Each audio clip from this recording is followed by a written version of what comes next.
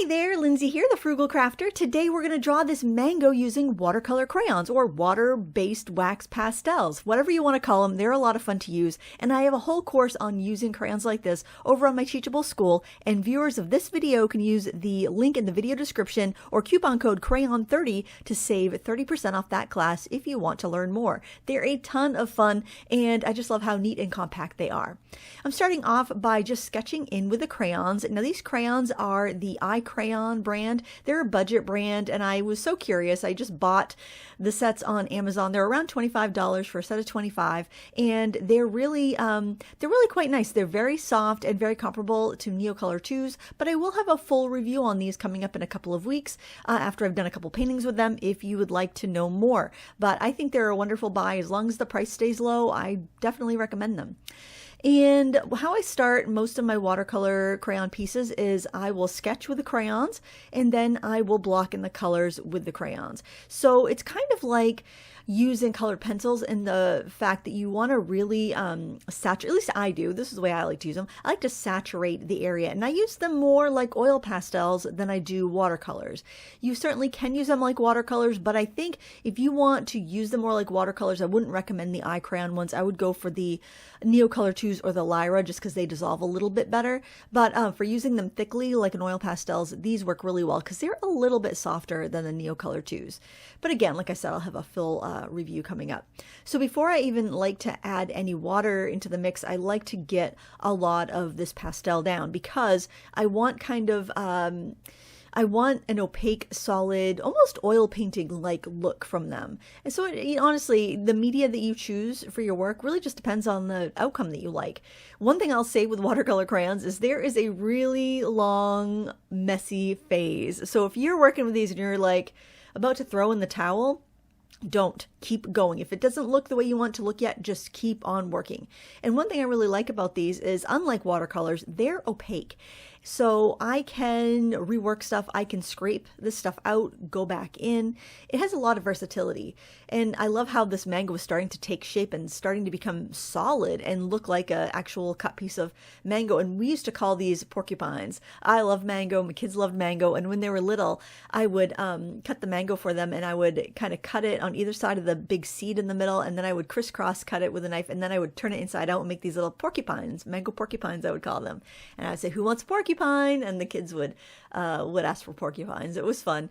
Anyways, that's just a fun little memory, which when I saw this photo from the Food Paint Challenge, and I'll link that down below too if you want to go check it out, I was like, oh yes, I've got to paint a mango porcupine. You know, how could I not?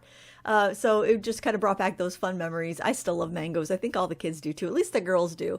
Sometimes I think that, cause like my husband's not crazy about fruit like me and my daughters are, and my son's not that crazy about fruit. So I always kind of wonder, like, do girls like fruit more than boys? I don't know. Maybe it's something genetic. You have to let me know in the comments below, if you're a man or a woman, if you like fruit or not.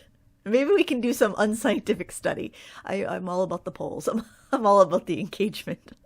Anyway, something I want to tell you or recommend about brushes is when you're using watercolor crayons or water-soluble oil pastels in this manner, I recommend you use and these brushes, I use these brushes for so much. These are the Zen All Media brushes. They're by Royal and Langnickel, and they are really a steal of a deal. They're between $3 and $5 a brush, like over on Blick. AC Moore used to carry them when we had that. I don't know.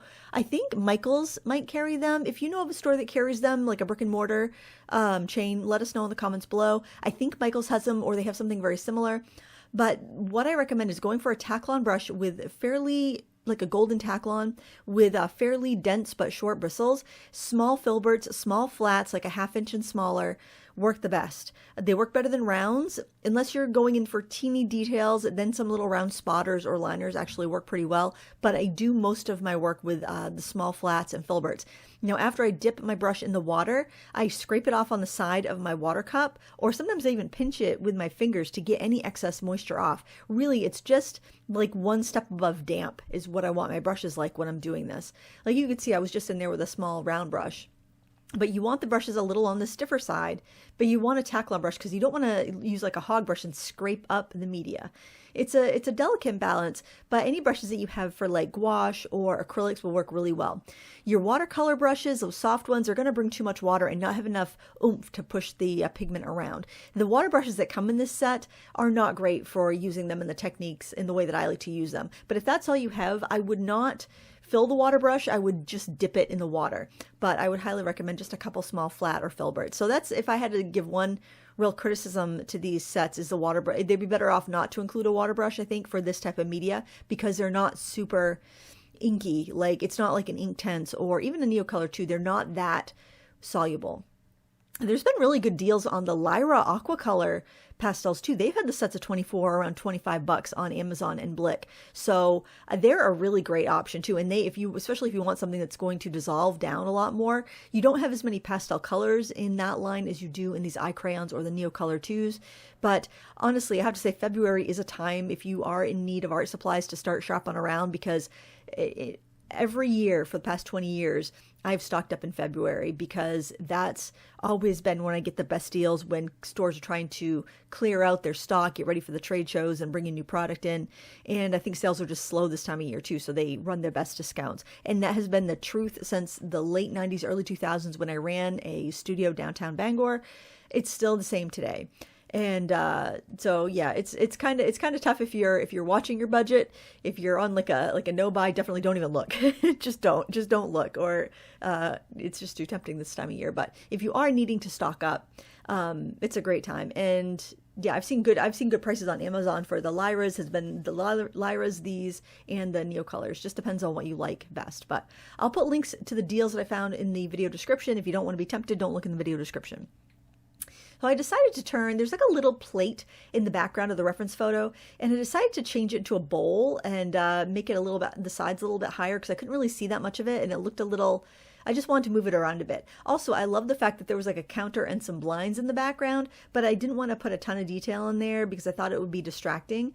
So I decided to just use the edge of my half-inch flat brush just to kind of hint at some blinds there. And there I just kind of repainted out the counter in the back, because I knew I needed to do something different with that bowl, because it just wasn't working. It was it was lined up too much with the edge of the counter, and that's not visually pleasing. You want to kind of break that tangent. So I wanted the bowl to be up a little bit higher, and it would just give a better like visual look. Now, I love this half-inch flat brush, and it doesn't have to be the Royal Langnickel Zen. It could be any Golden Taklon flat brush. It's great for putting in shore flat lines, shore straight lines, but that's about as big as I go, honestly, with the watercolor crayons. This sketchbook is about, I'm going to say it's about 6 by, oh, you know what? It's probably more like 5 by 8, I would say, somewhere around there. It's made with, it's one of my handmade sketchbooks that I make with 2 sheets of 22 by 30 inch watercolor paper.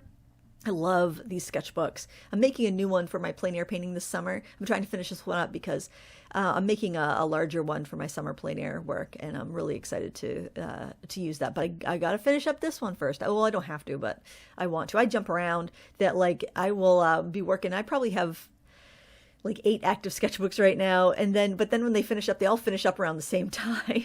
So it's kind of funny because, yeah, it's like I'll know sketchbooks finished, then bam, I've got like 4 to do a flip through of, which is kind of fun, honestly. So I raised up the edge of the bowl a little bit higher there. I made it a little bit brighter, and I'm going to make the fruit stick out a little bit more. But, you know, it was a little bit of a process because I couldn't really see the bowl in the background, so I just kind of had to make it up. And here I'm just kind of scrubbing back to get the ellipse in the bowl, and I didn't bring it up too much higher than the counter, but I did a little bit, and I was able to pull the fruit chunks up a little bit higher too, so it just broke that line a little bit, so it wasn't distracting, because your mind likes to connect things, and I didn't want people's eyes to get stuck there being like, oh, what's going on. Now here I did add a little bit of Dr. P.H. Martin bleed proof white, because I was really starting to clog the tooth of the paper, and I couldn't get the white is opaque in this, but it just wouldn't be as bright as I wanted it to be with the overall this wax. So I did use the bleed proof white, which is just a white gouache. You could definitely go in with a white gouache and do the same thing. a white watercolor isn't going to be as opaque as the white crayon. So I would use like a white gouache or even a white acrylic you could use. I don't think a gel pen's going to stick because it's really waxy at this point, and it's not going to have anything to adhere to. But like a white acrylic paint or a white gouache would actually kind of bond to that surface because it would mix in with it.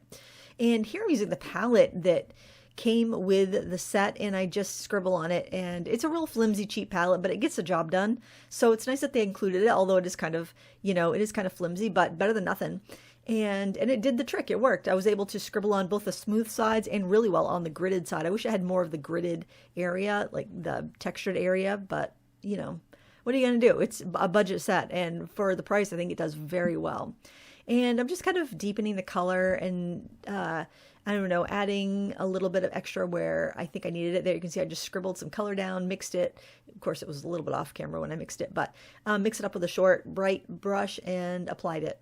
So if you don't have just the color you need, you can scribble off and mix it. And when you want smooth effects, you can make it into paint and then go in. Now you can save your shavings. They don't dissolve as quickly as a Neocolor. So if you are sharpening them, the sharpeners that come with this work really good. When you sharpen the pencil, the crayons rather, just put a couple drops of water on it and let it sit for about 10 minutes. Then it will be much easier to turn into paint. What I noticed, I don't know if it's these sharpeners or these crayons. The crayons are softer than Neocolor too. So when you sharpen them, they come off in long curls. So instead of like more of a graded effect, like when I sharpen my Neocolors, and maybe it's due to the age of my Neocolors, I get more little tiny bits, but when I sharpen these, I get more of a connected curl. So you can just put a couple drops of water on that curl and let it soak, and it will turn into paint, and it'll be much easier to dissolve that way.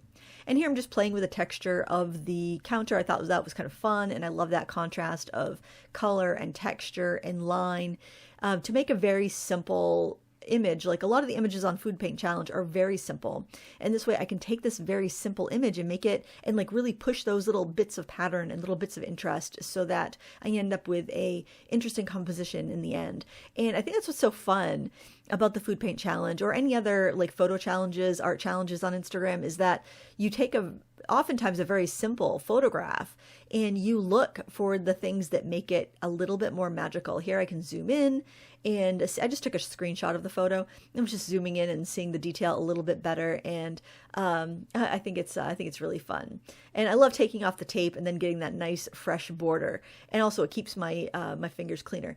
Now I'm using a needle tool. This is from the Dollar Tree, and I'm scraping in some texture, which works really well with these. You can scrape in detail. I was able to scrape in my signature even. So this technique is called Sgraffito, and it works really well with these wax pastels, just like it would with oil pastels. I love oil pastels. I'm working on a class in oil pastels coming up soon, so that'll be ready in a couple months. But it's such a fun medium. It's one that really appeals to me. I love drawing media. I've been using watercolor crayons since the late 90s. I had the Caran d'Ache. I actually started with the Swiss Color, which are great too. I'm just going to put a link of ones I recommend, and then you can shop around wherever you're from, because different countries, different areas, you'll have different deals. You may prefer to shop at one store over another. I'll just put what I recommend, and you can, if you need some, you can go from there. I wanted the mango chunks in the bowl to be a little bit out of focus because it's further back, and that will also add a little depth to the scene. Also, keeping things really non-distinct in the background does the same thing. But there you have it. I'm using a soft brush to brush away any crumbs, and I will spray this with fixative or put glassine between those two sheets in my sketchbook so I don't end up smudging on the facing page. If you enjoyed this, please give it a thumbs up. If you want to learn more about watercolor crayons, check out the link in the video description, and you can save 30% on my watercolor crayon workshop. Thanks so much for watching, and until next time, happy crafting!